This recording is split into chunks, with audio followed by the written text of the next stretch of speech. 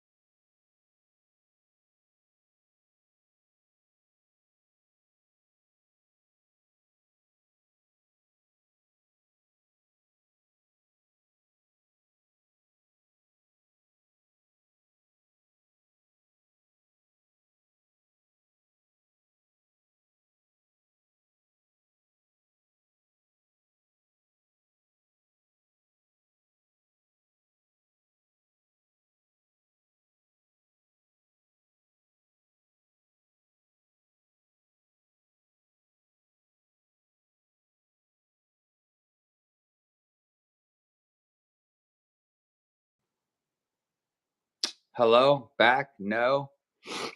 Oh, well.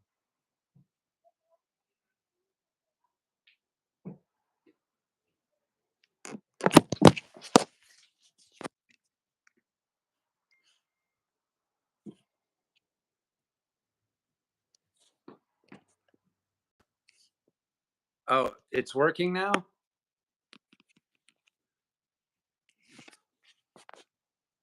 Okay. Thank God. Jesus. Lord have mercy. Okay, so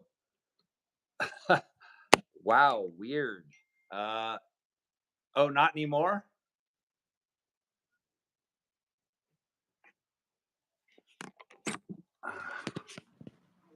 Okay. Still happening. Okay. So, all right, welcome to the AMA. Ask me anything. Um Sorry about that. Honestly, I don't know if it's a shameful thing to not know how to YouTube is, but maybe that's good. I don't know. But anyways, thank you so much, everybody, for supporting the game. Thank you, Rob. Rob Schmidt, you cracked me up.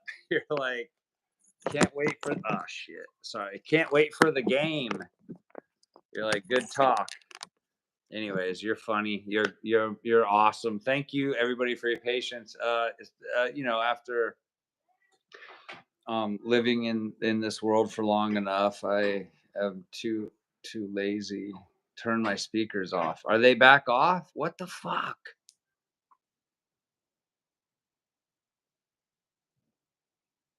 Are you guys back to not hearing me? Jesus Christ almighty. Maybe it's because the phone shouldn't be in. Okay, asking to join. Okay, Jason. Oh, okay, you can hear me. Okay, good. Um, Jason's asking to join. How do I? Let's see. Share. Okay. He's saying for you to turn your own speakers off. Okay. Yeah. Thanks, you guys. I appreciate you. Looks like tilt camera down. Okay. Like this. Is that? Can you see better? Um. Yeah. So Jason's gonna come in. Lord have mercy. Anyway, if you have any questions, things are good. Jason's the knowledgeable one. I'm the tired one. I did not sleep last night at all, so I'm trying to rub my brain cells together to be fun and cool. Um. Okay. So, uh, anyways, we're doing really good. We just did the frog lore patch, so everybody who is um uh, there's a timer. Jason, I don't see I don't see any. You're trying to join. I don't see it. Lord have mercy. So, yeah.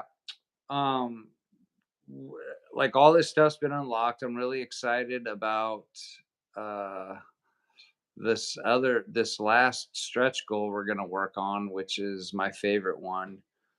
Um, it has something to do with the dice and making the fanciest dice you've ever seen, and it's going to be awesome. Um, the game's gone really great. I wish that a lot more comic shops and game shops and stuff would jump in on this. I think I should probably hit some up so that they can get on that retailer tier thing. Let me see if Jason. Okay, is Jason coming in? Um, okay, okay. Add as moderator. Big Cube. Who would be your dream lineup of people characters if you were to pose like you were playing Roman or for the picture you got going at Log Flume, right? Shit, dude. Let's see. Who would be a dream lineup pose that you're playing? Oh, all the hobbits, all the actors who played the hobbits, maybe. I don't know. Or uh, Beetlejuice from Howard Stern and Crispin Glover. and Dwayne the Rock Johnson. We'd all be playing together. Gold plated dice. Yeah, not gold plated, but some really cool gold like thing in the middle of it that is it's gonna blow your mind. I can't wait to yeah for Jason to show you guys. Thanks looking for ale. Wait on the question for a sec. I don't know how to I don't know how to let you in, big doggy. Let me see. Dude, it's truly this is not built for remove guest. Remove, wait, it says waiting for host. Okay, hold on. Sorry, everybody. 1 second. Waiting for host.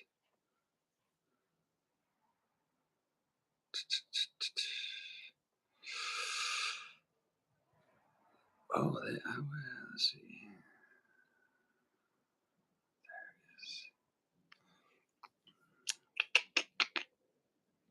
Let me see.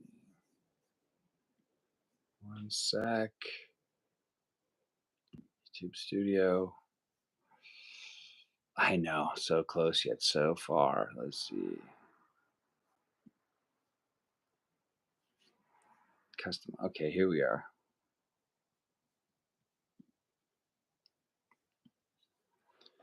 Okay, here we are. How to let Jason in. Okay, here we are.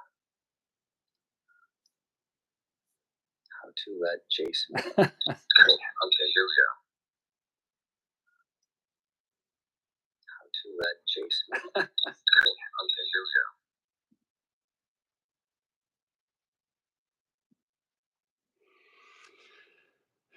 Jason, yeah, you got to Uber over here. The only thing I can think of is that you Zoom with me, Zoom to my email, and then I will open it up and I will hold you up with me. What do you think about that? Because this isn't working. There's like no option in here to let you in to do any of that. Yeah, you gotta zoom in, zoom to me. Zoom over to the at theartofskinner@gmail.com. Yeah, I know. Um, I don't know. It's kind of fun. It's like Spinal Tap. Yeah, it's like, let me see. What if I flip like this? It won't let me rotate. Yeah, zoom in, dude. That's right. Streaming like a nightmare. We're in the nightmare world, dude. Let me see. This is insane.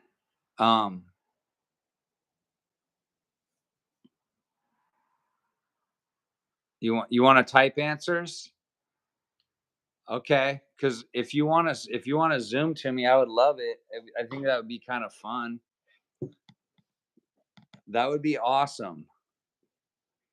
Here, I'm gonna send you a motherfucking Zoom, homie, and then we're gonna do this shit. Here we go. Oh, you okay? I'm going to. Yeah. Yes. New meeting. Okay. Join with audio. Okay. Invite. Here we go.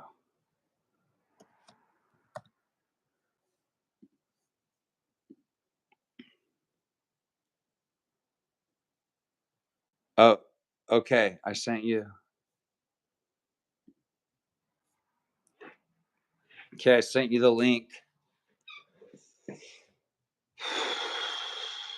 Damn, dude. This is almost as good as every other event that I've put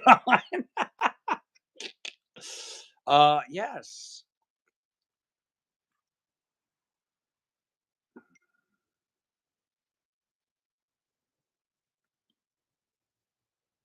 Okay, I emailed you the link, brother.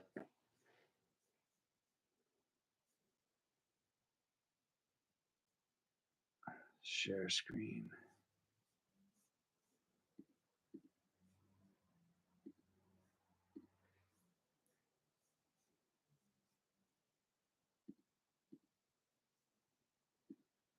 Dude, we did it.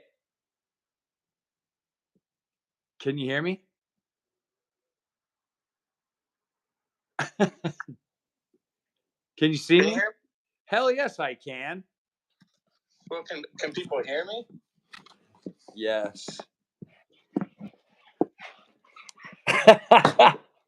Dude, this rocks. This rules. We're the best. Trust me. Hold on. Here we go. This is meta as hell. Man, like, where's all the kids at when you need them? Like, this shouldn't be this hard. How do these kids do this? Yes, dude. So you're gonna show both of us on your screen? Yeah. Dude, this is awesome. This is so cool. Look at that. Necessity is the mother of invention. Yeah, dude. We did it. Okay. Dude. The screen on us. It's just my forehead. No, I can see your whole head. I'm looking up at you from the viewpoint of a spider. Oh my god. I'm coming at you like a spider, bro. All I care about is, can people hear both of us, or is there a lag? Yes, they can hear us.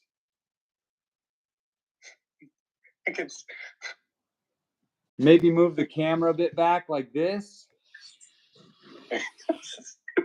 Does this work? Dude, this is cool. It's like I'm holding you, my little baby.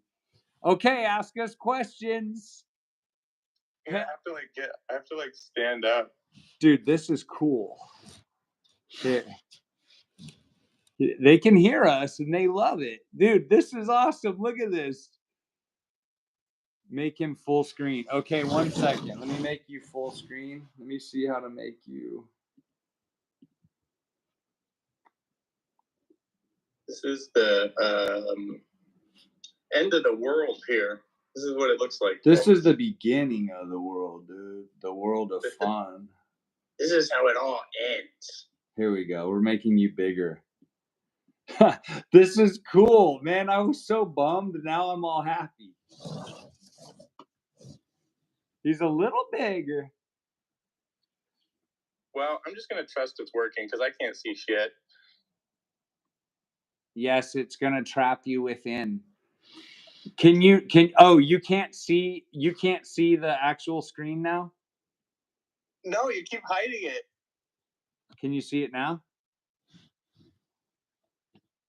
There's such a lag on my end. Better now. Move the camera a bit. Is this good? No. Hell yeah. Okay, what's the questions? I'll read the questions out and then we can both answer them. No. That's it. Okay. That's all the questions. All right. Good job, everybody. Everything's perfect now, though. Yes. Dude, we rock. There, it's good. Dude, this is awesome. We fixed it. I mean, it's just 2 screens still. On my end, there's like an insane amount of lag. So don't look at your end. I'm not. I'm just going to trust fall. Yes, we're trust falling. What's up? This is punk. It is punk, dude. Dude, a little too punk for me. I like to figure things out, and we did that. This is exactly what it's like to build a board game, by the way. Everything goes really terrible and bad, and then you figure it out, and then you figure it out. Jason is like Skinner's Quato. No, dude, I don't know. Whoever's the smarter one, that's Jason for sure. I'm the fucking. I'll be the little mutant. I think both of us don't look smart right now. We don't look smart, but we look cool. And I'll take that. Okay, what's up? We did our sweet game. It's kicking ass. You guys are the best. This is good. Jason is basically has to put up with the bullshit that because this is like something Jason would never, this would never happen to him if he was on his own. This would only happen to him because of me, because I'm like, wait, I don't know what's going on. Help me, please. But anyway, the game's going good. It's kicking ass. I don't know. I almost kind of feel like I spilled the beans on like the extra, the stretch goal. Well, so there's like one stretch goal, but there might be more. There's going to be more. There's a high chance of more, but the next big one is what, 150? What are we at now? 131. Okay, dude. So like if we can get to 150, we will reveal perhaps one more. There's a high chance of more. Yeah, like frog more. Dude, more frog lore? Give me more. Dude, frog lore patch is gonna be sweet. I want one of those goddamn things. I was like, I don't know, I was kind of like pleasantly surprised that there's so many stretch goals unlocked so quickly, but I also feel like it's kind of fun to come up with stuff that's not just making the board game like badass, because that was kind of like our main goal was like, okay, well, we just want it to be the most high quality thing ever. So, like we were kind of like, let's just make it so that this thing has the best. It's the best. It's like the best thing that Panda could produce with us. So, but patches and stickers, that's fun, I guess. It's fun. It's cool. I'm going to go through these comments and see if there's any like legit questions that we might have missed. I'm going to start from the top, so you can entertain the audience, and I'll go through. Thanks, guys. Sorry about everything. Will there be more? Yeah, dude. Nova Oven for sure. For sure. Yes, there's going to be lots more always. I hope you guys are having a good day. Go ahead. It says, who would be your dream lineup of people, characters, if you were to pose like you were playing Realm Runners for the picture? Oh, do you have one? I said Beetlejuice from Howard Stern, Crispin Glover, and Dwayne The Rock Johnson. Oh, so like people in real life entering the Realm Runners sphere? Well, who would you like to play it with? Well, just a lot of weak people, probably. So it could win. At a convalescent hospital? Sure. Sounds good. Might be a little soon, but do you guys have an idea about how much time we'll have to wait for the expansion? Oh, geez, dude. Is that a question? Did you skip to the most recent? Oh, yeah. Do you have some older ones that we need to do? It's just a lot of old man stuff. Let's just skip to the newest one. If we don't go to your question, just re-ask it. Let's answer that one. Okay. Do you guys have an idea of how much time we'll have to wait for expansions? That's up to how this campaign does. If this campaign does well, we'll be able to like get the motor running and start working on the next expansion. But I think the next expansion is going to be very collaborative with other artists and other creatives. So it might take a little bit of time, but I think if this keeps going the way it's going, we'll be able to like maybe pivot to that and get at least some stuff cooking. But yeah, I don't know. I think the longer you have to wait, the better it will be, probably. But they're more like themed expansions is the good news. I can add some elements that will change the gameplay or maybe make it different or harder. But a lot of it, like the thematic stuff, it'll just fit into the template for the game, because I made the game very specifically to be expandable. And we kind of had this in mind from the beginning. How can we get our buddies involved and cool artists involved to make this game even better? So yeah, I don't know. I don't have an exact answer for that, but once this game's good and we want to make this base the best it can possibly be, I think after that, that's the next step. Nova Oven, you're gonna blow up on the spot. You're gonna love it. You're gonna jump for joy. You know how kids used to jump for joy? What do you mean? They don't do that anymore? You know what the problem is with kids these days? They forgot how to jump for joy. You know what I think the problem is with kids? What? They know how to use technology. And we don't. It's so funny. It's like watching myself become completely superfluous to the world by trying to operate a YouTube. Like, yeah. Still not it's working correctly because everything's all, it's just a, what can I cuss on this? It's a shit show. This is working as exactly how it was supposed to be happen. Let's see. Wondering about the expansions. Yes, expansions will be a thing. Me and Jason been kind of like always daydreaming about stuff constantly, but I was thinking it would be kind of cool, like to get licenses of stuff would be so cool to do realm runners. Like, I don't know, Lord of the Rings realm runners platform would be cool. Hey, I think, dude, the more I've been thinking about it, I was like, dude, Ghostbusters. There's four characters in oh, Ghostbusters. so cool. Yeah, I think there's 3 tracks we can go, right? I think guest artists, like people we admire or people that have really cool art styles, good aesthetics that we think would fit. We can go like fellow game worlds or other worlds, whether it's board games, video games, other games. You can kind of get their worlds involved, or IP, like what we're talking about here. Like if we can get a cool IP, like if we got Ghostbusters expansion, that would be nuts. That would be so cool, dude. And then when you die, you don't turn into the zombie; you turn into Slimer. Or like a Slimer is death instead. And I think there's so many ways we can create new custom dice, new slats, and they don't all have to be realms. They can be like little slivers and safe zones and parallel paths. We can get real wild with it. I have a lot of ideas. Wow, but that's cool. I think we can it's like going to be like a Lego set. We can just keep building. I like that. Hey, Bay Merch, take those NFTs and jam them up your ass. Yeah, we're here for NFTs, man. Not fun. Let's see. I'm just a couple of game art. Yeah, Sean Aberg is amazing. I don't know Rob Lemon from Dark Venture. Sounds cool as hell though. I've met him several times. Very nice fellow. Very awesome game designer. Yeah, Mountain Dew. Mountain Dew Realm would be well. I don't know. They'd have to pay for that.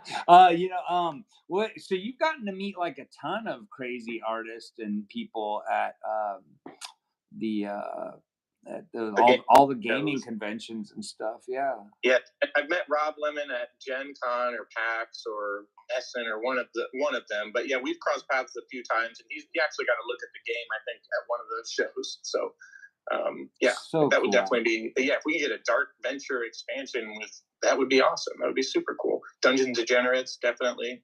Oh yeah, like a Dungeon and Degenerates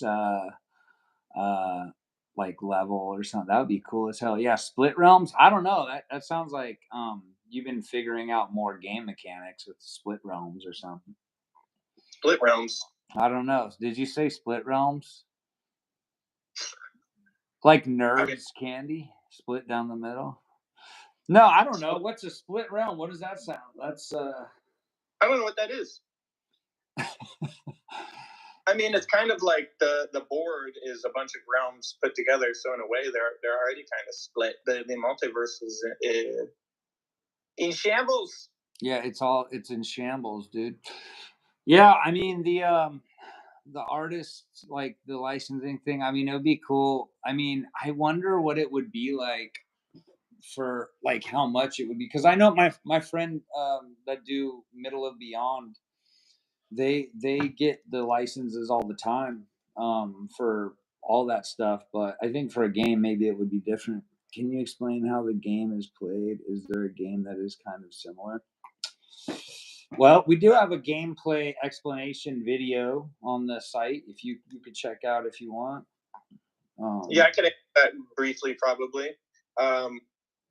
I think a lot of what we do is inspired by video games. So if you're into loot collector games like Diablo, where you're kind of scooping up the board and getting different items and using them to mess with other characters, we have an element of boss battling and dice battling. So it's kind of like classic 80s and 90s video game boss battles. And then we have an element that's kind of more battle royale, kind of like PUBG or Apex Legends or stuff, Fortnite, stuff like that, where you have to kind of last person standing. As far as other board games go, I mean, I'm sure there's a lot of core elements that are similar, but I can't think. I definitely wasn't inspired gameplay wise by a ton of board games other than things I played when I was a kid. Like, I played a lot of like Hero Quest and Dungeon and stuff like that. So thematically, there's a lot of inspirations. But I think gameplay wise, it might be like a Frankenstein's monster of video games and board games. So it'll probably feel familiar, but when put together, it's a completely unique experience. Hero Quest. So Yeah. cool. So easy and fun to play, huh? Yeah, Alex Party, Dave, Korea, Wayshack, Wizard of Bards. Yeah, those are all cool potential. Alex back to recently. Yes. That's great news. Yeah, Chris, a Ghoulies Realm. What? Oh, Ghoulies Realm. Little toilet. Goonies? No, yeah, Goonies. There's not a lot of monsters in Goonies, huh? No, maybe like really. Chunk, maybe Chunk, or whatever that. Not Chunk. A little demon toilet in the toilet from Ghoulies. Yeah, you know how the little creatures in the toilet. Mm-hmm. Okay. Playtesting process. Like, how many people did you have to try it out? What was your aha moment when you were like, okay, this is real playable? Oh, that's a good question. All right. Well, so I've been playtesting this game. I'll try and give you the short but kind of long answer. It all starts with making a hot pile of garbage and then just getting it in people's hands and playing it and not being afraid to like get feedback and parse information out. Another thing that's very important is identifying our target audience. So I took a lot of time looking at Skinner's fans, my previous Kickstarter and Backer Kit project fans, people I want to play the game with, people Skinner wanted to play the game with. We just really spent a lot of time, who is this game for? And it was people like us, people that want a rules light experience that presents hardcore. So if it's like, when you put it on the table, it looks like, oh, that game's probably too complicated for me. But when you start playing it, you're like, oh, shit, I can play this. I get this. I can do this. And then people that maybe come in can watch for a little bit and then jump in, jump out. So I think it's very accessible in that way. But for playtesting, I brought it to game conventions all over the world. I've been to Germany with this game, Philadelphia. I went to Indianapolis, Gen Con, PAX U, Essen Spiel. I've done local satellite events at comic shops. I've probably had 100 people play this game all over the place. I even brought it to Vegas because I worked a booth at CES and played it with people there. Decon, I brought it to in Anaheim. So tons and tons of different people got a chance to play this game. And the process is really, the most simple way I can say it is, you put out your best, worst version. You watch, you observe, you take notes, you get feedback, the good and the bad. You digest it for a few days, and then you revisit the notes. You go through it, parse it out. You don't want to listen to everything. Some people might have advice that's like, oh, that's interesting, but I'm not going to do that. You have to have that ability to take and leave some ideas. You parse it all out. I kind of had an old school notebook. It's just a thick piece of paper notebook. And I would take notes while I watched people play. What made them laugh? What made them interact? What made them have fun? What questions did they have? What sucked? And I would just take notes of all that stuff. And then a day later, I would go through that notebook and just kind of go through it and make the changes and highlight what I changed. And then I would just do that again, over and over and over again, like a snakeskin, just constantly shedding, getting better every time, cleaner and new look. And it was really, really fun. And it takes a long time to do it that way. But to me, if I don't get it in people's hands, it's not worth iterating on. I know a lot of people do digital versions, which is cool, but like I needed to see it. It's a tactile game. I wanted to see people interacting with each other. Are they laughing? Are they having fun? And I'll tell you my aha moment. This is going to be a little bit about Skinner's art too. I know exactly what's going on. Skinner has a big community of people that enjoy his work. He can bring people and show people the product. So I didn't want to just put his art on the game immediately and just be like, hey, look, it's a Skinner board game. Because I think everybody would agree that's cool as hell, right? That's really neat. It was important for me as a designer to match his skill as an artist with the gameplay and the experience. So I actually didn't show anybody or tell anybody Skinner was involved for like a year and a half. And I played it it was just a black piece of cardboard with silver Sharpie and cards I made just by scratch, and I just played a very base version of this game visually for a year and a half. And I said, I'm going to do it this way until people start asking about the theme or start just having fun anyway without even knowing what the art is. And I got to that point. So my aha moment was sitting at a table. I think I was at PAX U or Gen Con, and people were just having a blast with this completely vapid looking game. Like, it just looked boring as hell. It was just circles, squares, and cards and dice that I Sharpied on. But people were having fun and laughing and enjoying themselves. And that was a really big moment for me, because I'm like, okay, I think it's time to like hit Skinner up and say, we got to start cooking this art because it's fun and it's cool and it's accessible. So yeah, I think that was the big moment for me, was to know that it was fun.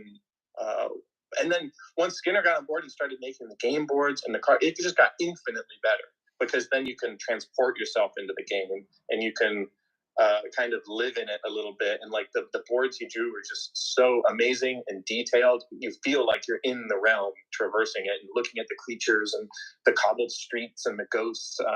So it was really just a 1-2 punch of like ensuring that the gameplay was fun and accessible and kind of invoked player interaction, because is what we really value, people connecting. And then just having it visually and just kind of, get you to think creatively and explore these worlds. And we kind of want you to dream about new realms and other places you can go and different creatures. That's great. That's like a sign of success. That means the art is stimulating and interesting, and it can really make you pop and get creative yourself. And I think the sky's the limit with the expansions. Thematically, we can just do expansions forever.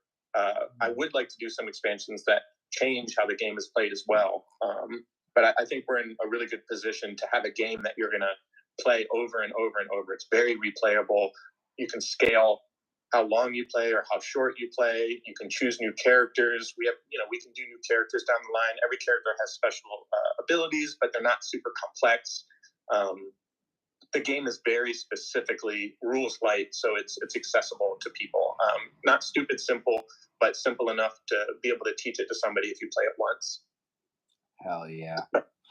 A lot of words, but yeah, it was a long answer. I take it back. Dude, I have photos. You guys, I should post photos of just the game that you created with no art on it. I took photos of all that shit. Yeah, I think that would actually be cool to be like, this is how it started. I'm gonna find those because I took a bunch and they're good photos and it shows. I have the prototype here. If I was on a proper screen, I could show you. Dude, that's awesome. Yeah, we got to show people the prototype so that they can see like what you are, doing and stuff like that. Yeah, it is rules light and Nova Oven. You're gonna be able to show your friends actually like how easy it is to play. It's pretty easy. It's like it's the thing is that for a rules light game, it's really fun to. I mean, even if you're doing something like Uno, I mean, talk about rules light, but it's like the most fun thing where you're interacting with each other, you're screwing each other over, you're having fun. It's truly like a communal kind of interactive thing. It's really fun. Let's see, excited I'll for this show you game. through YouTube on BackerKit through Zoom. Yes. A board that you can see, just so you can get an idea. I can probably fit it on the screen. So like, this is one of the original. Yeah, look at this, you guys. Amazing. Dude, it's just a black. Here, I'll grab one of the. Dude, that's awesome. That's so awesome. Handmade cards. Yeah, he just hand drew them and wrote them. Yeah, I bought a bunch of cool stamps that just had like little sword stamps and stuff. Yeah, this version got a lot of play. The original boss card, we got like look at this. This looks, dude. These are awesome. Yeah, like hold this up and then hold a realm up. Yeah. So that became this. Yeah. It's nuts. But yeah, I didn't have minis or anything, or I just had like toys and Legos, and I used the same stamps for the chips, so you could just kind of see these little chips here. Oh yeah, those are the chips. Custom dice where you can just Sharpie on them, so you can just write whatever you want on these dice with Sharpies. Yeah. And then everybody that plays that has sweaty palms ruins your game. Yeah. It's so cool, man. Like when I would come over to your house and look at what you were building, I was like, "What the hell? Dude, that looks sick." Oh yeah, it would just be like splayed out on my I table. loved it. I'm gonna go through my phone and find those photos. Yeah, I got some photos too. I can take photos of this too. Yeah, we can do maybe an update on the campaign page and show people it. And then that notebook I was talking about is just this bad boy. Yeah. And it's just pages and pages and pages of notes. It's full. It's a full book. So it's just. Yeah. I think that like one of the things that I see is like people being kind of like,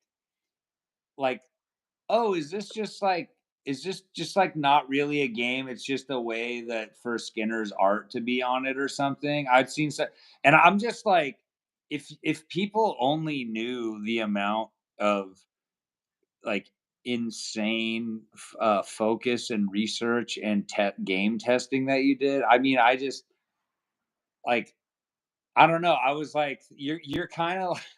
I was thinking like while I was learning more about the game and how you were going about it, I was like, it kind of feels like learning and doing this stuff. Is sort of a superpower for you. Like the statistics, the ideas, the concepts, the gameplay, the all like watching you organize all of it was nuts.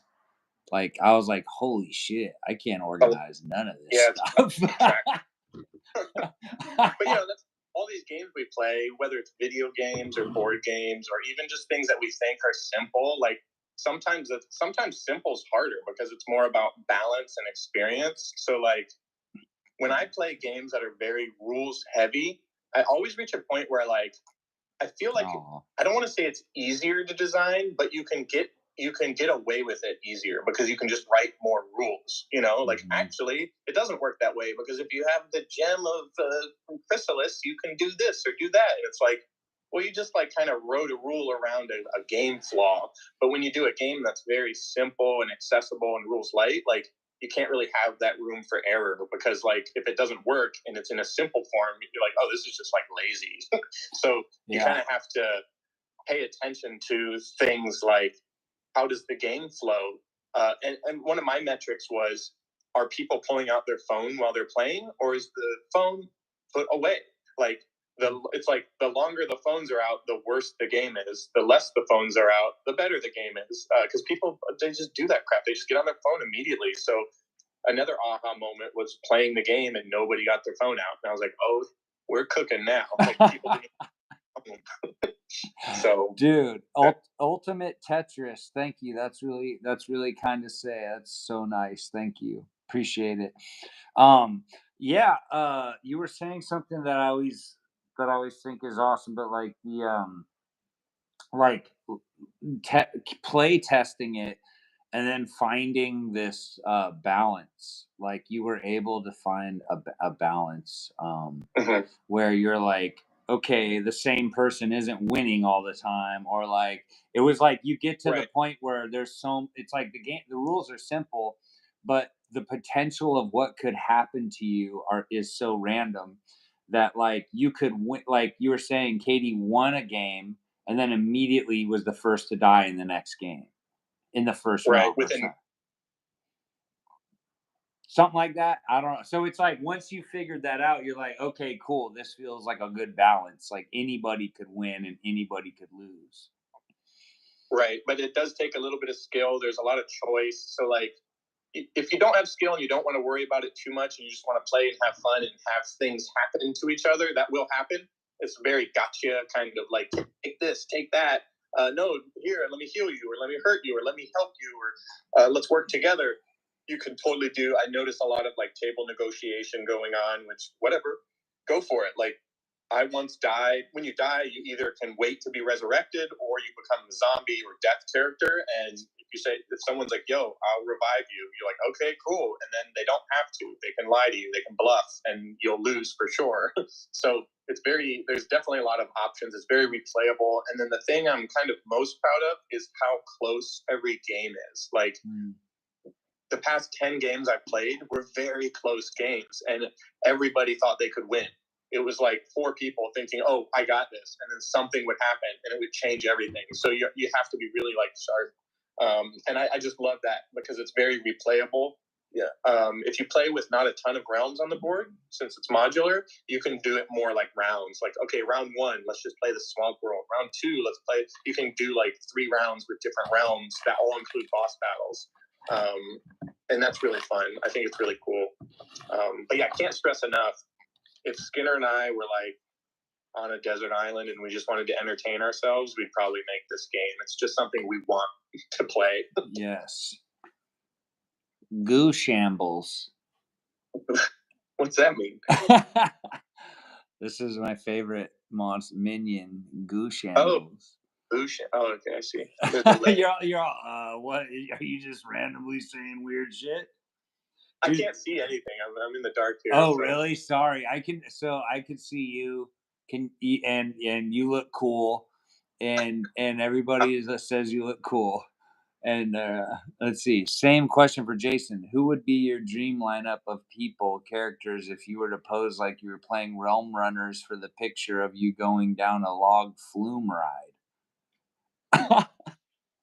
If you were to pose like you were going, okay, I would take Tom Cruise. Tom. Yes. I would take Falcor from the Never-Ending Story. Okay. I would take Grant from Jurassic Park. Mm-hmm. And Ripley from Alien. Nice. Yeah, that's what I want to do. That sounds good. That's a crazy ass crew. Yeah, a Tom Cruise.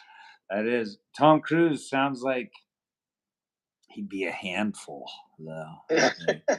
He might win. Yeah, he might win. Handful. Could you imagine playing with Tom Cruise and be like, he'd get all intense. Trying to hurt you? Yeah, he'd hurt you. He seems like a psycho. I stay away. We could have a Tom Cruise extension. Every realm is a movie that he was in. They got a Top Gun. You have to slide through the risky business realm on your socks. There you go. That sounds good. But yeah, it's a thing. We're cooking along, man. This next week, I'm excited to continue to blast. We got a podcast coming out. Oh wait, Saturday, our live stream. Saturday, and we're gonna do it correctly this time.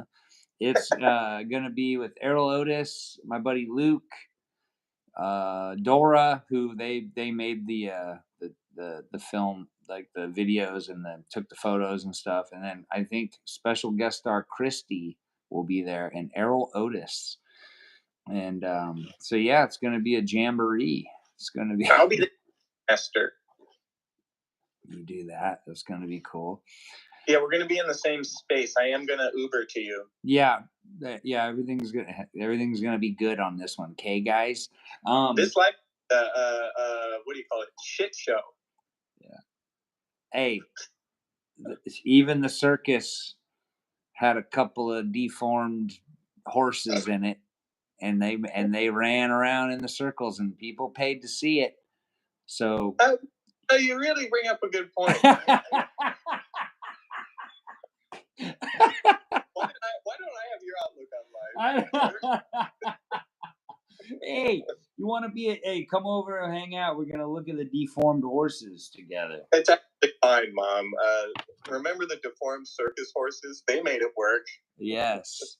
No, but it's going to be cool with Errol.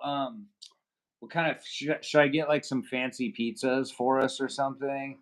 I'll try fancy. I don't want any dookie doo-doo ass fat dough rolls. I want something nice. Dominoes or something. Dominoes. No, I don't do no Dominoes. That stuff.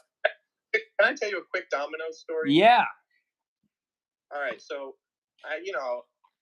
always been kind of poor, and I would do the 5-5-5 deal. You get 5 pizzas for $5 each, $15, and you got a meal for days.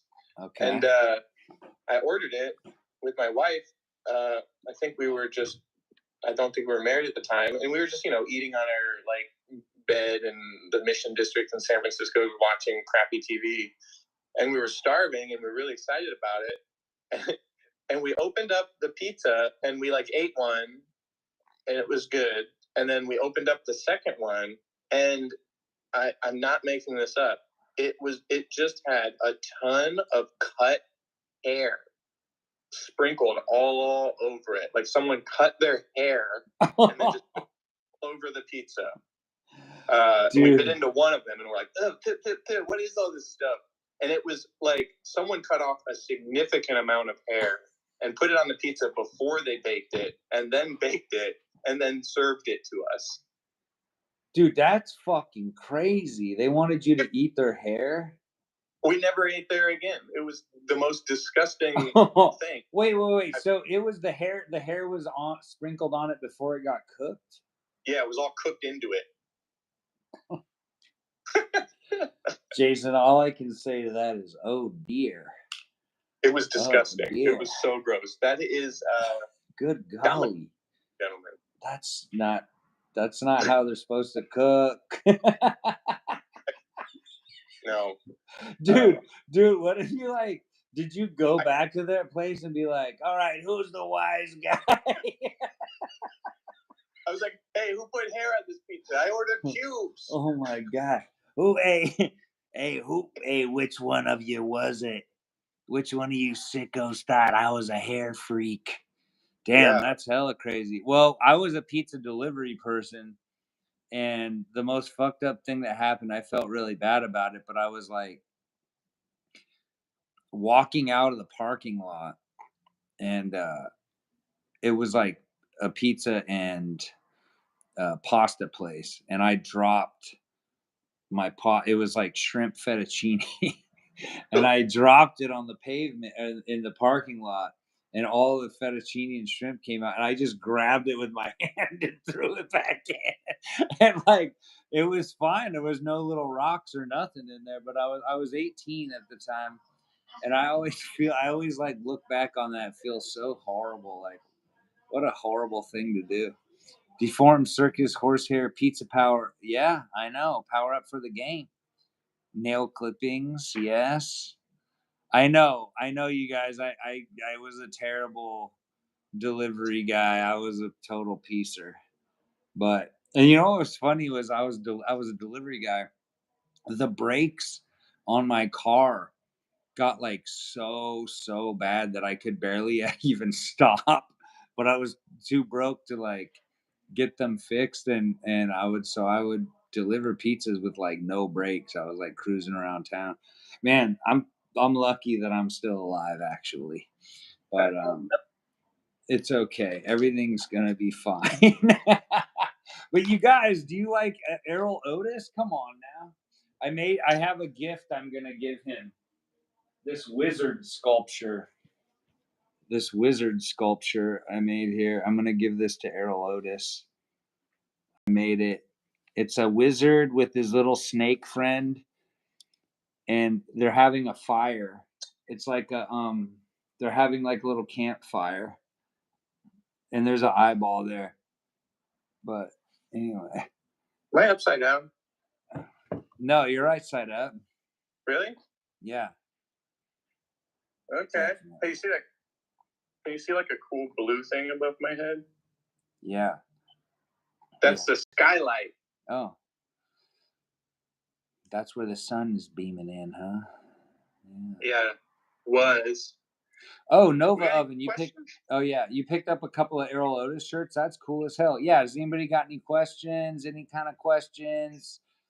You go ahead. Let us know. We're here for you. We're here for you. We figured it out. We owe them like 5-10 minutes because it took us 44 minutes to get going here, and we didn't we didn't even figure it out correctly. You know what? I can tell that my therapy is working because that first like 10 minutes, I would have gone into like a searing shame spiral. Just like, oh my God, I'm the worst person. I'm an idiot. I ruined it. But like, I was like, you know what? This isn't going well in the beginning. And I just thought, you know what? Fucking whatever, dude. Sometimes that happens. Like life happens. Even if I'm kind of not good at this stuff, I'm still not a bad person. And that's right. And that's it. My first job at a pizza place, once dropped pizza dough on the floor tossing. It was the last ball for 30 minutes, so I used it. I felt bad and confessed. Oh, damn, dude, your manager was like, oh, yeah, we do that all the time, bro. Dude, I was the worst food poisoning I ever got. I was at Lori's Diner, and I think it was in, like, I forget where it was. I think it was Oakland, maybe San Francisco. But I was eating grilled cheese and a milkshake and fries and a pickle. And I heard a crash, and I looked because where I was sitting, I could see behind the counter. Someone had dropped a jar of red peppers, and there was glass everywhere, and it went out. They grabbed a new jar and stuffed the peppers into it and then put it back in the refrigerator. Oh, my God. And I remember thinking, like, oh, man, someone's going to get food poisoning. And that night, I got the worst food poisoning of my life because I'm sure whatever I ate, something like that happened to what I was eating. Oh, my God. And I was just like, oh, man, I'm never eating at I haven't eaten at a diner, I don't think, since. I go and I'm like, yeah, I'll just get a Coke. Because it was the most gut-wrenching food poisoning I've ever had in my life. Oh my God! So, I should know that. You're like, I'll have the medium raw hamburger, please. Let's see. ER. What? 30 minutes. What is the first artistic success? Oh gosh. Getting one of my drawings up on my mom's refrigerator, dude. That was when I knew I hit the big time. No, I don't know. Once like I started getting a little bit of money for it, but like a big success for me is like anytime I can make a drawing look cool to me, like if it looks cool and badass and interesting, and like I can tell that I'm channeling something youthful and inspiring and in that zone of I don't know, kind of like what I like when you draw something and you look at it and you're like, damn, that's pretty cool actually. That to me is a huge success because most of the time I'm looking at what I'm doing, I'm like, it's fine, it's fine, it's fine. I'm not really that. I'm not like I'm not like impressing myself, So I like every once in a while though I'll be like, damn, this is actually pretty cool. Fuck, that's cool. But I'm also looking at it like almost like it's not even mine, So lots of the floor spice special. Dude, I still can't believe I did that. That was fucked up. I mean, it was like out of a scene of Big Lebowski. You drop some fettuccine and just like grab it and put it back in the little bucket or whatever. Will there be a Realm Runners collectible sandworm popcorn bucket? Oh yeah, that's the next stretch goal. That's the one. No, but that's a trending on TikTok these days. The popcorn bucket. A waiting screen. Oh yeah, we got to do a waiting screen. That's what we're gonna figure that out next time. I'm gonna try. When we're in person, it's fine. It works just fine. But actually, it doesn't. We fucked that up too. But it's really hard when you're not in person. Mm-hmm. So I don't know. Dude, There's that. This is part of our brand, bro. Yeah. Yeah. Is there anybody? I have a question for the audience. Cool. I want to know. Is there anybody in the audience that did not back the project? If so, why not? What can we do to make you happy? Mm-hmm. I'm just curious. Maybe everybody here's a backer, but if somebody's on the fence, what's the deal? Yeah. Anybody in here just like, who are these dudes? I bet you everybody here's backed it. I bet you. I mean, it's gonna be cool. the fact that we can actually pay to make it the way that we want to make it is like huge. Because I mean, there's so many times where I feel like in my life earlier on, I kind of just didn't have the follow through to make things as amazing as I wanted them to be.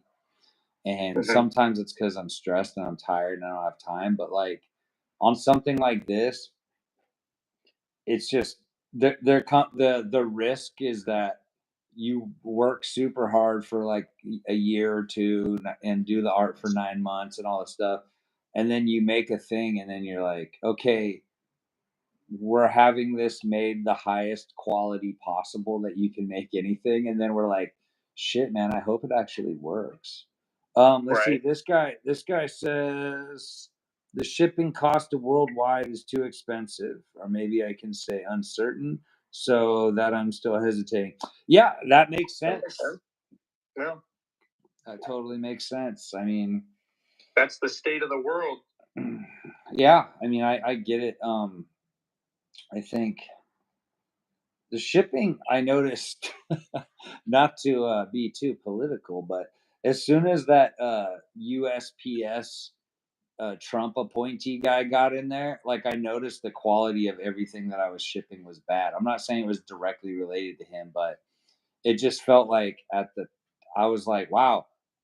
And before that guy took over, I had shipped like maybe 10,000 packages, and then after that, like I had like a record number of people who are like, "Hey, I didn't get my package, or it came late, or it's all smashed, or things are bad," Right.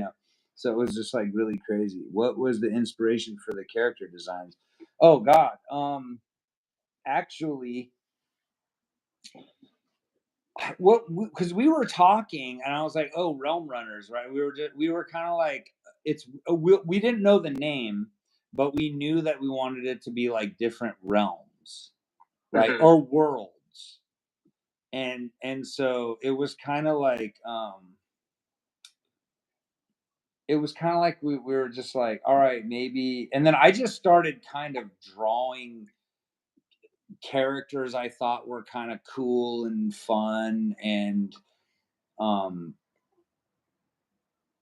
I remember it was like I didn't really quite know what was happening, but I was like, well, as long as I make the drawings like really like as long as I like the drawings, then I won't care what we're doing because I can adjust things and change stuff. But pretty much from the get go, it just sort of dialed in pretty easy. Like, Yeah, I have a perspective on that. oh, cool. Like, obviously, you're doing the art and stuff, but I think a lot of the design of the game I credit to like your process with art, or just you and like what you like to do and draw. Like I just wanted you to have fun and draw what you wanted to draw. So I wanted to create a landscape where you could kind of do that without having to follow too many rules. And really, our original design wasn't modular. We had kind of like a pyramid that you had to climb up, but it was one board and you were all climbing to the center of it. But we couldn't decide, like, okay, we wanted an element of different worlds. But I remember you were like, there were like 30, 40 different things we could do. It's like, do you want to do this world or that world or this world or that world? So I was just like, well, let's just make these boards modular. Let's make it very expandable. So if we have a oh shoot idea later, we can just make it and include it later. But in the moment, every realm you see is just a representation of what you enjoyed drawing the most at that time. And that might not be true now, but it was then. So it's like, I want to draw a slime world or a techno world or a spirit world. So it was just kind of like, okay, how about you just do whatever you want to do, and as long as it's fun, I think that will translate because people that enjoy your art, they don't really want to guide exactly what you do. So it was kind of cool for me to just like have that moment where we're like, okay, here's a template for like what a realm should be shaped like, and then you just kind of put yourself into it and make whatever you want. So like there was a lot of it was not, a lot of it was collaborative and we would pass ideas back and forth, but there's definitely, I remember a very specific time where you went from just like 0 to 100 and you were just like, oh, what about this and this and this? And it was just like one awesome thing after another. I'm like, oh, okay, I think we're cooking now. Yeah, that was cool. It was really awesome just to have you be like, yeah, just yeah, go for it. Like have fun or whatever. And then like, but look at this.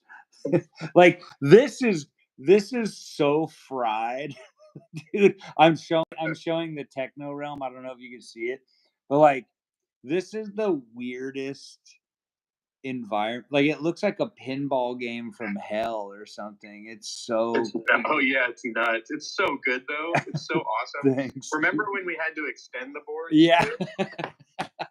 I was They like, were too good. short or something, and we're like, oh shoot. So Yeah. yeah, the sides of these are actually like you kind of added to them. Yeah, I made them longer. It's like going full screen to widescreen, baby. Yeah, we went widescreen. Jesus Rivera or Jesus, dude, thank you. I'm so grateful for your kind words. I mean, I say this about a lot of things that I do, but I feel honestly that it, anybody could do whatever they want to do. You just have to put time into it. I felt like working with Jason. I was like, oh shit, this is possible. Oh my god, we all you have to do is follow through. So like if you get some follow through going on anything, you could do anything. You just got to plan it out, work on it, process it, and then grind it out. And you could do it. Like I feel like anybody could do anything after working on a few of these insane projects, but like with this board game, I think that there's something mystifying about rules and game mechanics. For me, there is where I'm like, I would not know how to start even doing this. Like, it feels like learning some kind of math that I could never learn. So, working with you on this, I feel like a lot of it feels like a lot more manageable and demystified. Like, oh shit, okay, hell yeah, we can make a sick ass game. That's be cool, you know?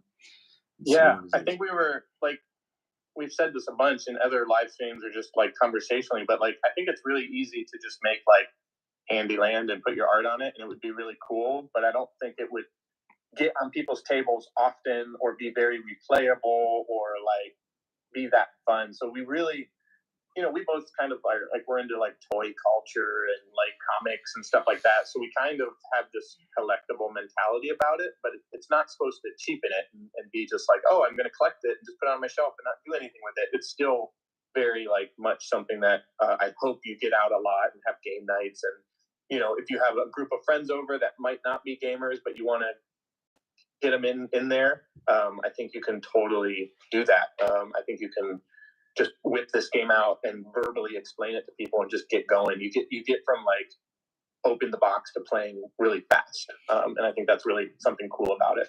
Hell yeah, you could, and you could bring it with you anywhere. You could take it over when you go babysit your mischievous nieces and nephews. Is there a game that we're excited for coming out?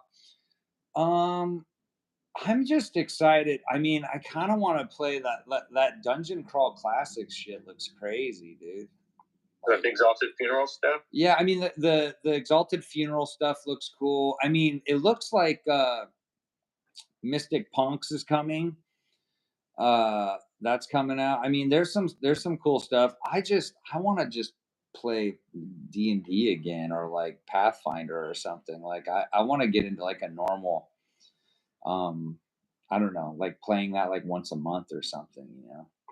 Yeah, I got this game I ordered on BackerKit a while back from Exalted Funeral called Land of Een. It's an RPG, and it's kind of like Lord of the Rings meets the Muppets. I'm excited to give that a go, even though it's a little bit more hardcore. Like, I don't think it's as hardcore as most RPGs. I think it's meant to be a little accessible, but that looks really exciting. And then there's a company called IB Studio. They just make really clean, cool, really well designed games that I really like. They did one called Veiled Fate, and they have an expansion coming out soon, and they have another one that I like those two companies right now. That's what I'm most looking forward to. What about Savage World? or Morkborg. Have you played those? I keep hearing Morkborg is is so fun and great. Morkborg is everywhere. Yeah, thematically, I think if you're a fan of Morkborg, you're probably a fan of Realm Runners. I know. I'm like, Morkborg looks like, I love that art. It looks brutal. I love that. Yeah, it's cool. I did back them. I think they have a project still live. My buddy Justin has a Morkborg project where it's like little wooden creatures that you can buy for your game. So I shout that out. I think it's on BackKit right now, unless it recently ended. But I backed that one. It looks cool. At the very least, my little kid, I got a 3-year-old, he'll play with those little skeleton wood creatures and stuff. Savage Worlds. Who did that? Who put that out? That sounds cool. I mean, there's so many cool ass games. Like I kind of need to get like a gaming group going or something where I can just blast them. Yeah, plus one more. Gamma World. Errol Otis did the guy that's going to game with us Saturday. He did a ton of Gamma World illustrations. Oh, Pinnacle, cool. Pinnacle. I had this old game called Enchanted Forest. It was like a Ravensburger game from the 80s or something, maybe even earlier than that. But that was kind of an inspiration to me because it was very tactile and it was cool. It was like this board that was an enchanted forest, but there was a castle, and then you would put these like little triangular trees all over the board, and then under the tree was like an item that you would collect, and then you had to like collect all these items, and very simple, cool card art, just kind of old school vibes. But I ended up buying a copy of it on like eBay or something, so I could like have it and comb through it when I was researching Realm Runners. But yeah, I'm definitely very inspired by like late 80s, early 90s board games, because it was kind of a heyday where sure you have your like monopolies and your Pictionaries and or whatever categories and stuff like that. That was kind of a big boom, but there were also a lot of these more fantasy kind of like hero questy type things that had a little bit more to them, or like miniatures, or a little bit thicker rule books. That was always really fun to me. So I kind of wanted to create a game that I thought could come out in that era. So like to me, if Realm Runners came out in like 1994, I think people would be really, really stoked to get it, and it would have a cool commercial, and the pieces would get lost, and kids would eat them and stuff, and it would just be you go to your cousin's house that has all the money and play it with them. Yep, absolutely. The kids would definitely eat these pieces here. Yeah. These small. Everyone always asks me, what's the game? What's going to be the age range? I'm like, well, it's going to be like 10 and up, but the box will probably say 14 and up because kids will like choke on all these pieces. Dude, kids they don't eat Tide Pods anymore. They eat Realm Runner Pogs. Yeah, little baby Pogs. Did you just eat one? I have a delayed video here, but it looked like you ate one. No, I spit it out. Game night is going to be so rad coming this November. Yes, Jonathan. Love the concept and design. As soon as I saw I had it back, I'm excited. Keep up. Thank you so much. That is incredible. You guys are, man, I am incredibly grateful, like endlessly grateful. You have no idea how much I appreciate, and I think about this frequently, that I don't have to dig ditches and like do any kind of like, I don't know, like hard work, because I get to just, I did it for many, many years. That's why I'm glad I don't have to. And you dug ditches? Oh, dude, I built my whole house from the dirt up. I dug all the ditches. I dug ditches for everybody. Like, dude, that's some Jack Reacher shit. Yeah, I was doing Jack Reacher stuff. But I'm just so grateful because every day I wake up and I'm like, oh my God, I get to just be a weirdo and make crazy ass art and do weird shit. I'm so grateful. Like it's in my gratitude practice for sure. I feel it in my heart, because there was many, many years, and this is what everybody has to deal with. You wake up in the morning and you go, oh no, I gotta go do that shit again. I gotta, it's just like getting up, like getting coffee, like all this stuff. You're so tired. And like, I remember thinking, man, one day I'm gonna I'm gonna do art somehow. This is brutal. I can't sleep. I can't get, and now here we are, pushing the Realm Runners, and I'm just like, dude, yes, I would much rather make art and try to spread it and share creativity instead of like dig ditches and then just drink like 12 beers at night. I'm gonna have to disagree with you on all those points. I want to just drink beer and dig ditches and like stay. Yes, I just want to stay in the ditch. Yes, dude. Digging it, like hiding beers in a ditch and then just pounding brews and then they just get hammered and kind of hide in the ditch. Yeah, dude, you really messed up. You had the life. Yeah, you both have my dream job and it's fun seeing. Now Thank you're you making so board much. game with a nerd. Thank you, Shane. That's incredible. Nova Oven, thank you. Yeah. Dedication was something. I mean, one thing I think, because I don't share it online and I don't think a lot of people do, but it is extremely difficult and fraught. Thank you, Chris. It is like fraught with doubt and struggle and uncertainty and stuff, making things like being creative for, Jason's doing game mechanics for like 2 years. I'm drawing for like 9 months or something. And to go months and months and months without having anybody really be like validate that that you're doing anything it's hard. It's hard. And it's like, man, I sure hope somebody likes this because I'm losing my mind. From my point of view too, because it's like the first 6 months or maybe longer in some cases, it's not that people aren't validating you, they're actually telling you you're doing a bad job. It's just like, this game sucks or this game needs work, and then you're just like, this is part of the process. You have to put it out there, you have to get it in people's hands earlier than you think you do, and you have to have the skin to take that feedback. So that's I don't blame people that kind of like burn out from that, because it's hard. So you just have to approach it as if like, oh, I'm just going to assume this is just not going to be well receptive, but I'm going to listen and learn and iterate and just do that over and over and over again, because that's the only way to get better. And then, I do like, it's very like soft of me, but there is a point where you get a little teary eyed. We're like, oh man, people are like having a lot of fun with this game and they're really enjoying it and having a good time. And then you can envision them playing it at home.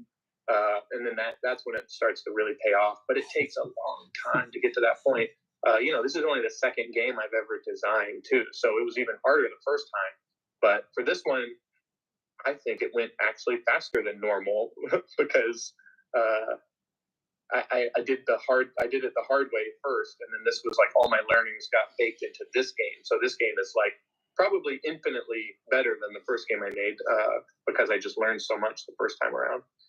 Yeah, I mean, the fact that people were like literally telling you to your face, like, this isn't good. It's the last thing you want to hear. But you kind of know that going into it. You're like, okay, this is a rough game, and you have to get through this step to get to the good stuff. So you unfortunately you have to do that, and it's not all like horrible. Some people love it right away, and you're like, oh, okay, cool, yeah, jackpot. But yeah, there are very, when you go to these game shows, people are they kind of come a little wearing their overcritical hat. So that's why I can't emphasize enough. If anybody here is interested in designing games, spend your first like month just thinking about who you're making the game for. Like, it's not for everybody. Don't try and make a game for everybody. Find your niche, find your audience, make the game for them, and then test it with that type of person. Don't just go throw it out there. I made that mistake with my first game. I brought a casual, kind of more party-ish game to a hardcore game convention. And I was like, what do y'all think? Of course they're going to hate it. But once I realized, oh, well, this game isn't for you, so that's fine if you hate it. I don't like every movie. I don't like every book. So you just got to really understand your audience and then make something special for them. And that's what we did here. Hell yes, we did. And then Chris Bolton in the chat, Savage Zombie Art, did all the digital sculpts of the characters for the minis. Everybody, just so you know, that's the sculptor. He's in the chat here. He's fucking badass. They're beautiful minis. They're made like the newer versions are just like iconic. They're incredible. Yeah, these minis are going to be fantastic. And the more we raise during this project, the more the better molds we can get and the more detail we can add to them and stuff too. So we're hoping to put excess funds into making these minis just completely bananas because the molds are the expensive thing. So, but once the molds are made, it's a little bit easier to reprint them. So we want to make sure these original molds are going to last forever. Like for every game that we make, these are going to be the core characters of Realm Runners. Hell yes. Dude, we gotta make the bad guys big as hell. I guess it's kind of like you have to figure out how to fit that's them. Not going to be like a stretch goal, but it's something we're just going to do anyway. I'm going to make them as big as we possibly can with the molds we get. Mm-hmm. We'll figure. There's 3 of them. We can get them at least, I don't know, a quarter to half as big at very minimum of the main players, because you want it to be daunting. Someone had a good idea on our campaign page. They were saying to 3D print like a base, like a tower with like fire on it or something like that, and then you could fit the boss characters in the base, so it can make them bigger without making the actual boss bigger. You can kind of put them on a throne, or you can put them on a pyre or something, or like the top of a crumbled pyramid.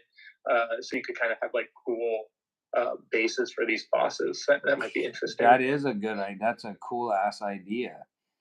Yeah, I had a weird idea to do like miniature like torches, like ancient torches and ruins and stuff, things that you could like scatter around the boss realm or something like that. But the boss realm is in space, so it's not very grounded. It's kind of like a cosmic battle. The finishing battle is very like on floating islands and stuff like that. But down the line, we could create a more grounded boss realm with like cool 3D things and like thrones and stuff. I don't know. We can go nuts. We can do all kinds of cool stuff. But basically, I want this to take up like half of your game shelf one day. Like 5 years from now, I want people to just have like 5,000 pieces and you play the way you want to. Yeah, play it how you like, everybody. I want some peaceful realms too, right? Like some nice like calming realms. Yeah, some creeks, some little creeks, and holographic. Interesting. Having something like holographic, like halographic. Is that a new technology the kids are getting into? Do you smoke it? I'm smoking all the halos.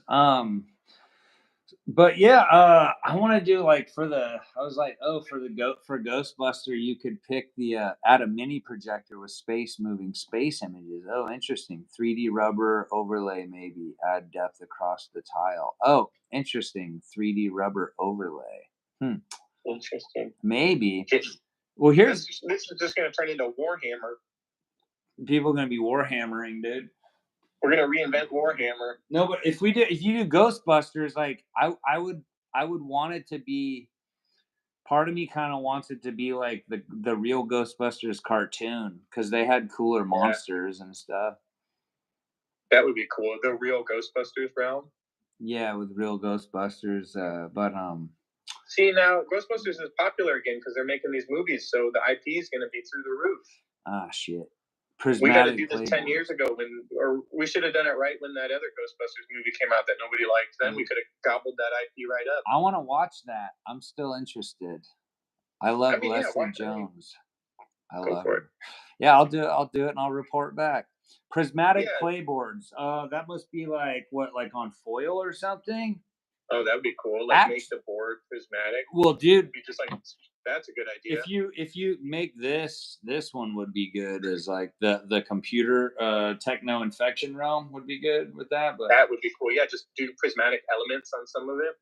Dude, looking at this drawing, this is truly nuts. Like the amount of I don't like just looking at this and imagining like I would have to draw this again, I'd lose my mind.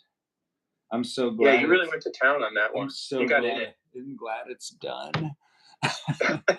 I'm at terrible. Hey, but this is the base. This is base Realm Runners here. This is where it all begins. Yeah, this is it. Lady Ghostbusters. Okay, hell yeah. Jesus Rivera. I mean, everybody in Lady Ghostbusters is really talented and funny. So it's like not a lack of talent. It's just they just had to work with the script they got. I didn't like Ghostbusters 2. I felt, you know why? Let me tell you why real quick. I feel like they messed up Venkman's character. They made him too cynical.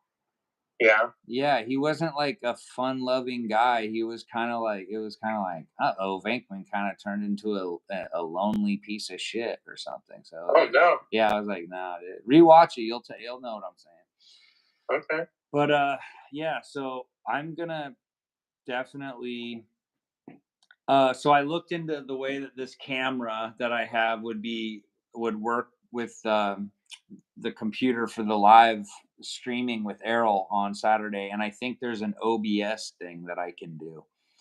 Yeah. And it will basically make it so that both things can stream. So I'm gonna look. I will be prepared. Well, we're gonna have Luke with us, who's a pro. We don't know what we're doing. Yeah. I mean, look at this stream. This is ludicrous. But dude, it worked. It did work. I know. I'm so sorry. I'm really sorry that everything is so chaotic. It's probably like really hard on your nervous system to like do stuff with me because I'm like, oh, it'll be fine. Oh, no, it's fine. Everybody's kind of everything. Well, I was freaked out. I was like, I felt bad because I was like, now I'm totally like, I feel bad about how it was impacting you. So you made you used the tools at your disposal to make it work with a time limit. It was very impressive. It was like if like MacGyver had to do this, I feel like he would cobble it together this way. Hell yeah. I love it. Yeah. I mean, dude. He's like, I need a boot, a snorkel, and a seagull beak. We're going to make this work. I need a seagull beak stat. Stat. If I don't get the seagull beak, it's not going to work. Yeah. Anybody else have any more questions? I feel like we're here for you if you got anything. Yeah, we got this is the big moment. This is your big moment. This is what everybody was born for this moment. Baby, you were born to run. Improvise and overcome. Exactly. Improvise and overcome. Yep. Well, hey, this is just an AMA. We didn't say what you had to ask us. It could be anything. Yeah. We just kind of wanted to party a little bit. Relish the dopeness. Hell yeah. Jesus. Jesus. I love it. Not related to the board game, but Skinner, when are you going to start streaming? Looks to me like I need to actually figure out how to do it right.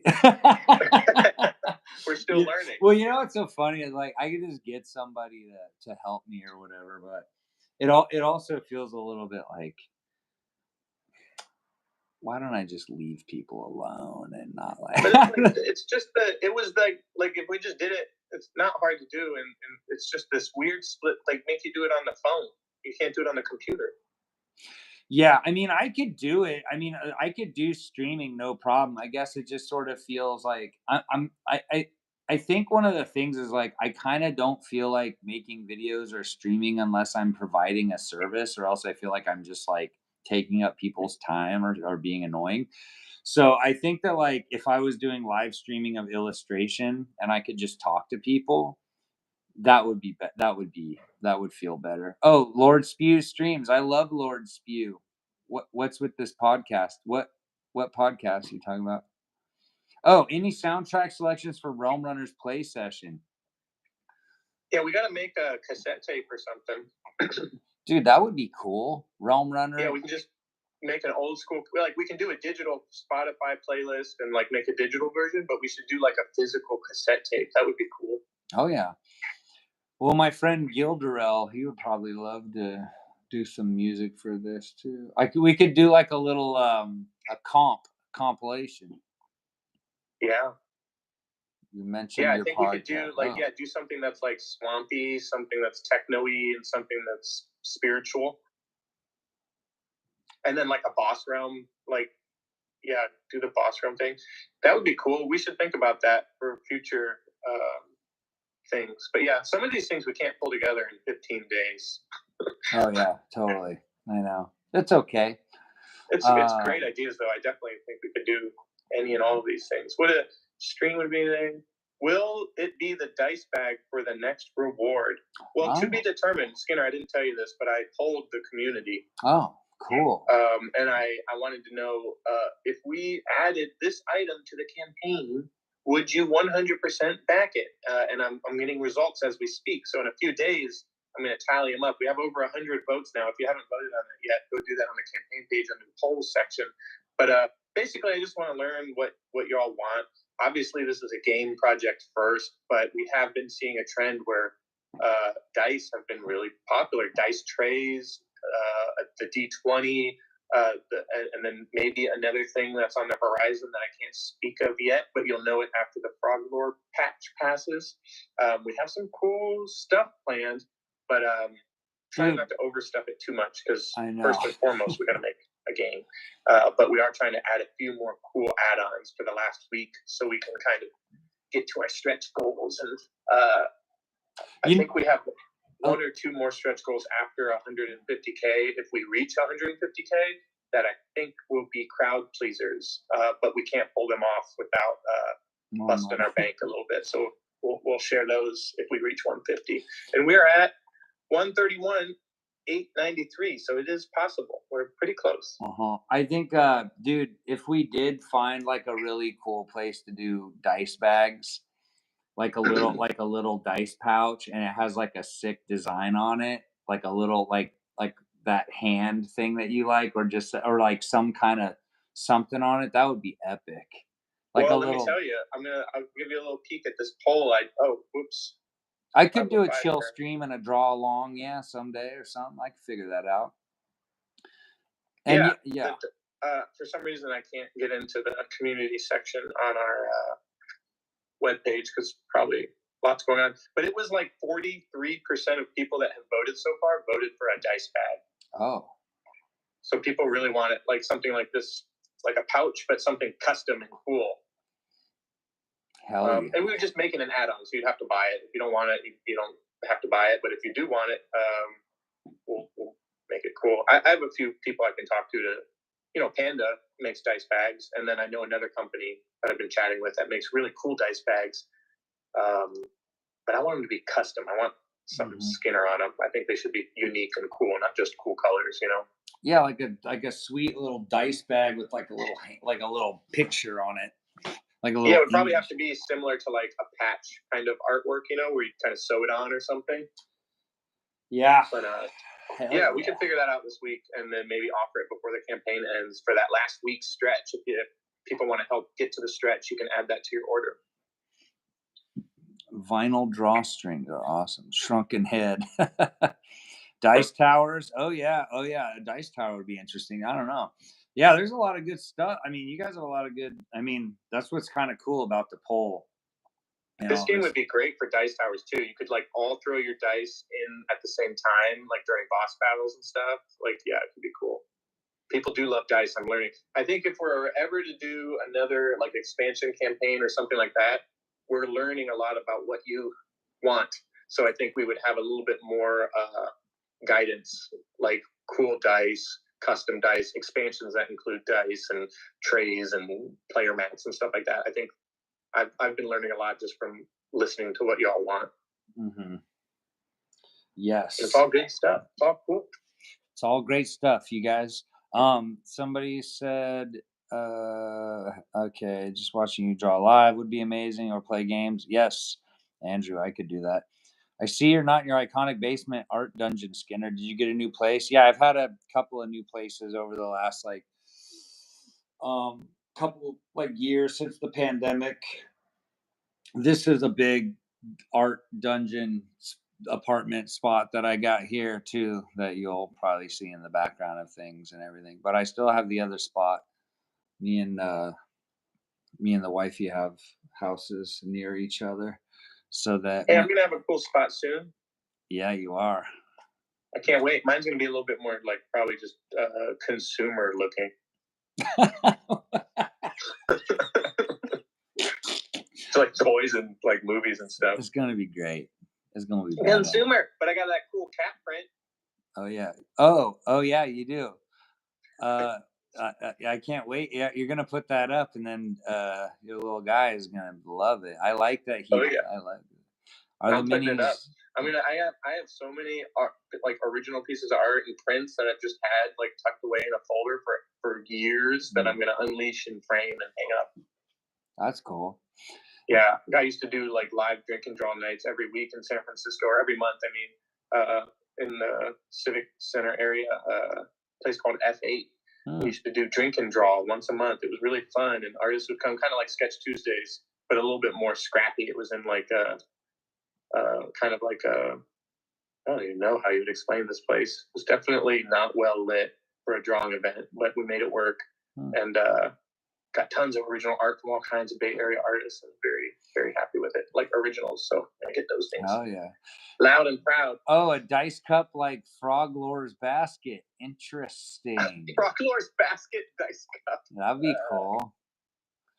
Yeah, Chris has all the good ideas. I know he does.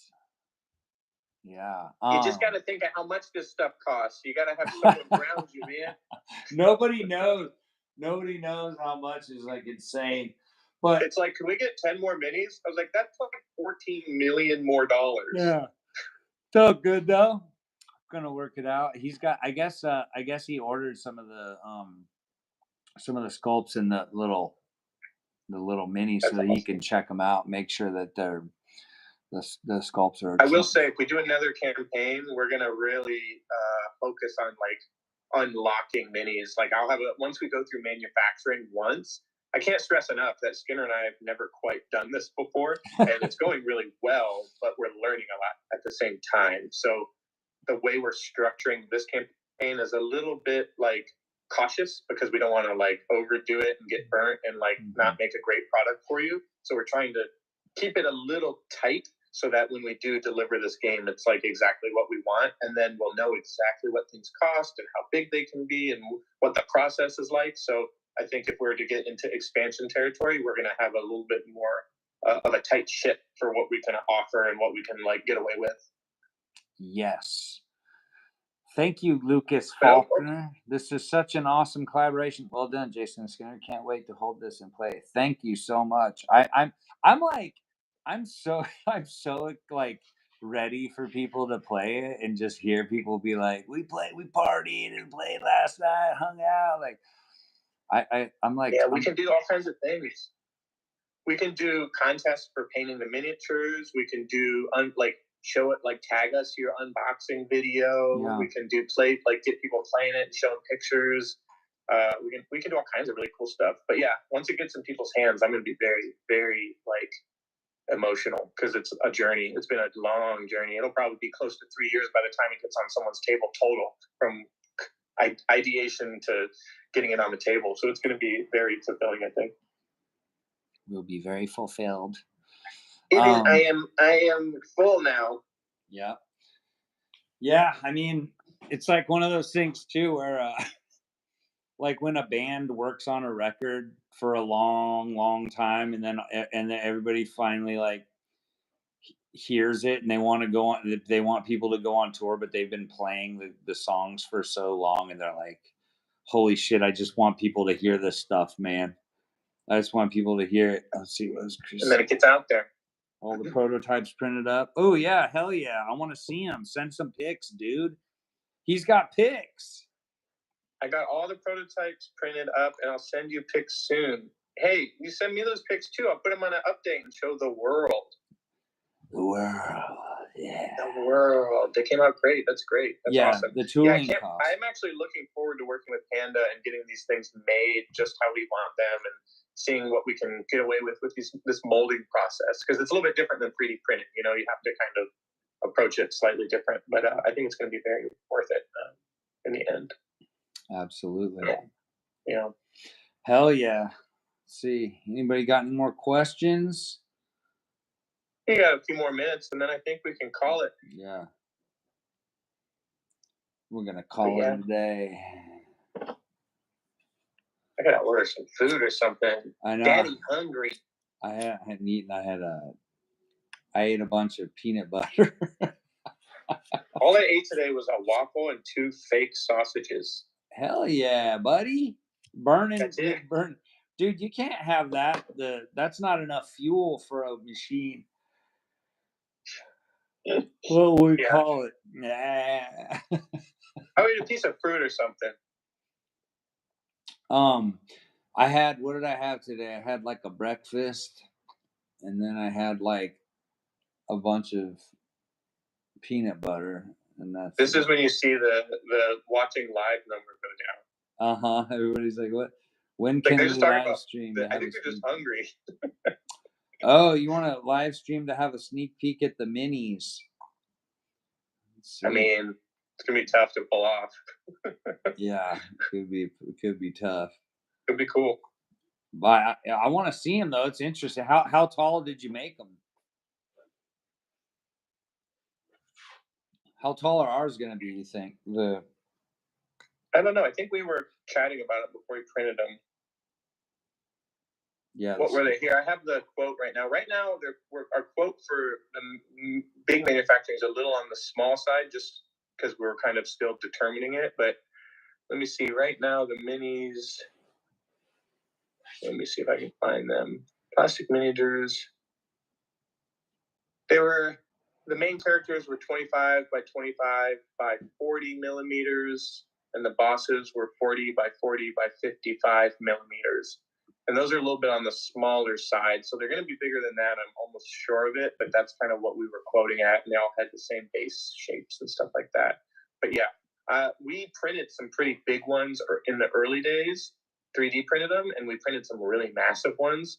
And, the bosses that big, it was very impressive. It was very cool. But I'm not sure. That might have to be like an add-on separate, like large scale bosses or something, because that might require a whole new mold. Because we can't really fit them on the same mold as the rest of the stuff. When they're that big, it becomes exponentially more expensive when you make the molds that big. That's why people do like STL files and stuff. And it's like, for $10, we'll give you the file and you can print them as big as you want, so possible we'll do that down the line. But for starters, you got to get the game, get the minis.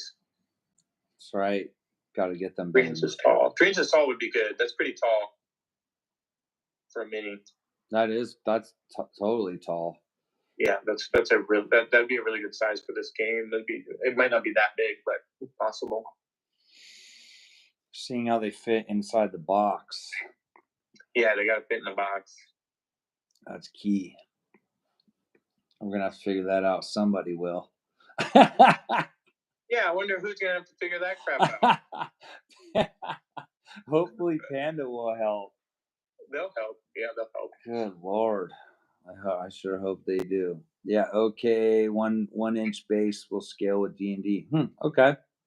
Yeah, I've been hearing that a lot. A lot of people want to play these characters. We got to get our lore going. We need to make a lore section.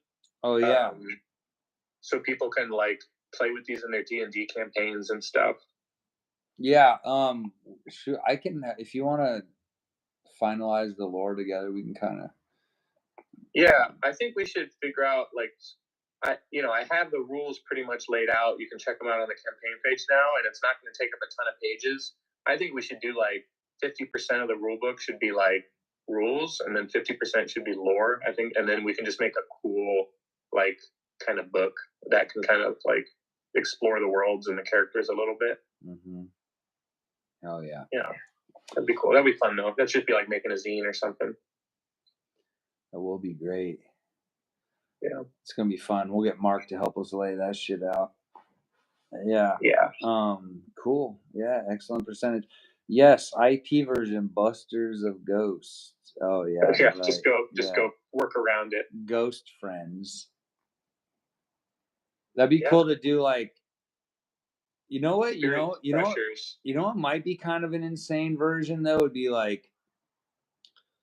Solomon Kane style, Witchfinder generals. A witch. Is Solomon Kane? Oh, dude. You gave me an idea, but I'll let you finish your thought. Solomon Kane, Witchfinder generals, where you're going through these haunted lands and you have to kill these vampires and werewolves and creepy shit, and you have to fight a powerful witch or a wizard or an evil demon, goat demon, make it in that sort of puritanical, satanic kind of vibes that anyways, go ahead. Oh, I was just saying we should research some public domain properties, like things like John Carter from Mars and Tarzan. And, a lot of that stuff is just open, public domain. So we could probably get some pretty cool properties without paying anybody anything. Oh, like, yeah, that would be cool. I think Solomon Kane might be public domain as well. I think that's just like I don't think that's like a copywritten thing. I could be wrong, but I'm not sure. Jameson, it's totally light on the rules. So it's more of like hanging out with your friends, getting things and laughing and connecting. It's not like there's insane. Light choice, light strategy, but it's definitely a gateway rules light game if I were to describe it. Oh, Mickey Mouse just opened Steamboat Willie. Steamboat Willie version did, yeah. We could do, let's just do a river cruise with Steamboat Willie. Steamboat Willie, and then he picks up Winnie the Pooh. Yeah. Yeah. John Carter, Winnie the Pooh, Steamboat Willie, and Solomon Kane. There's our next expansion. Mini paints, Skinner mini paints. I mean, I guess I could do a painted version, and then a factory could do them, but that would be like way expensive. I think. It's nuts. Yeah, we considered a few things with the minis. We had at one point different colors, like Frog Lore was green and blah blah blah blah, and then we had full painted wasn't something we considered, but yeah, the price delta between them was so enormous that it was kind of distracting because we're making a game first. It's not just like a minis campaign, so we have to like allocate our funds responsibly. But I think we found a good happy medium with making a classic colored mini with the contrast wash to kind of put out the details, make them look kind of ancient and kind of gargoyle-y. I think that's a really good, like if you never paint these minis, they're going to look cool as hell with this contrast wash. But if you do want to paint them, it doesn't matter if they have contrast on them or not. You can just kind of like go for it and just, paint them. And they'll probably look, if you're a good painter, that's the best case scenario. But yeah, I mean, if we did a my color palette, they'd be like neon. It would probably be weird. I don't know. Like, I guess, I mean, this guy's that saying like, yeah, just your colors. Like, I don't know. Like, would it be like you pick like a weird neon pink or a neon green color and then you do a wash on that? I don't know. Like, I don't know. It sounds like. It sounds potentially cool, but also kind of sounds like. Yeah, I think we have to think about it in two different ways. One of them is like, does it look cool on your table as like a display item? And then what my job is, does it look cool on the game board? And what we noticed was like full painted and neon colors and different things. Yeah. They kind of get lost on the board a little bit because there's so many colors going on that it's just kind of like, whoa, like it's cool. But I think having these kind of toned down grays with the contrast wash on the board makes the characters really pop, and it makes them feel a little bit more like they're in purgatory, kind of in this mode of like, oh, we have, like, you may or may not be dead kind of mode. So I think having them look like kind of this statuesque characters, they're kind of like iconic, and I think it works really well. And I think we did some 3D print testing with them, and I think the contrast wash 3D print, it just made the most sense. It's also that like, I mean, I'm totally flattered by people wanting my paint jobs and colors and stuff, but I wasn't even thinking about that so much as I was thinking like, oh, people are going to want to paint these. Yeah. And I was like, oh, cool. Of course they'd want to paint them. Like, I don't want to like, so essentially like that to me feels like the I don't know, kind of like the fun. You know what I will do though? How about this? I have an idea. You can buy an add-on. You can buy you get the game, you get the deluxe game, and then you buy an extra set of paint one, keep one, contrast wash. Yeah, I will do a live stream or video where I paint some. Where I will take them, I will paint them black, and then I will dry brush on top of them and do hand paints and little things. And so I will actually show you like how to, in a non-professional way but cool way, how you can paint your own. Like I could totally do that, no problem. That's cool. Yeah, That's content. It's pretty fast. It's not that hard. It's like you paint something black and then you get the dry brush and you smack the brush around so that you can hit it lightly. And what that does is it puts the color on it without where the black is kind of leaves like the detail. So it looks like it's, awesome. And that's how they do it a lot. Yeah. Yep. I'll totally do that for you guys. If that's how I can make it up for you. Master of the Universe color palette. We could create a cool graphic with your color palette if you like do a frog lore color palette or something. Yeah. Oh, it wouldn't even be airbrushed. It would just be dry brushed, like actually with a little brush. I'll show you. Give you a little let me show you. So say you have like this character and he would be all black. Then you would get your brush or your paint and then you would just like lightly go over it, and then the black underneath would show details and stuff. That's actually what I did with this wizard here. And this little, see this little snake creature? That's paint on top of a black, and it's all dry brushed on there. Oh, that's cool. Yeah, so all the details pop out. Like I did that on the head too and stuff. But yeah, that's a fun way to paint.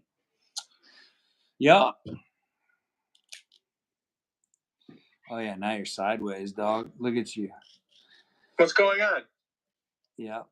Yes, Dynamic Dingus, I will help you. You could do some faux finishes like a rusty weathered patina. Yep, totally. I've done that. That would actually be awesome to do like a metal, like a rusted metal patina on something like a set. You know how like metal gets kind of blue and aquamarine and stuff? Like a patina like that. That would be incredible. I'm gonna do that for sure. For sure. But does anybody have any more questions? It's 7:00. We will answer your questions, but I feel like we're getting there. Everybody's getting tired. I mean, if we ever pull our crap together, we could do one of these later too. But we're definitely doing the live play on Saturday, and then we're definitely going to do a live stream on the last day, so we can kind of hang out together and see what the final funding goal is, and if we reach our stretch goals and stuff like that. So yeah, stay tuned for that. Otherwise, if you're here, I'm assuming, unless you're international and shipping was too much, that you're supporting this project. Super appreciate that. I think that's awesome. We're very excited to get this game, and we're kind of committed to making the game better and better with these stretch goals. So everything is kind of for everybody. So the dice, if we unlock that, no matter what version of the game you get, you're just going to get that on top of it. The dual layers, the contrast wash, all that stuff is just added to your existing order at no additional cost. So I think that's a really fun way to do stretch goals. It's the way most people do it. But yeah, we want to keep it going. We have a few tricks up our sleeve if we do pass 150. So stay tuned. We have 2 weeks, a little over 2 weeks to go. Mm-hmm. So there is time. Obviously, we're in the middle, but I think that number goes up a little bit every day. So it should be fun to see if we can reach 150 and then reveal some new stuff. Absolutely. Hell yes. Please stream anytime. Okay, cool. Yeah, we will. Thanks, you guys. Appreciate you so much. I hope you have a really great night. And I'm going to end this stream. Let's see if we know how to end it. We don't know how to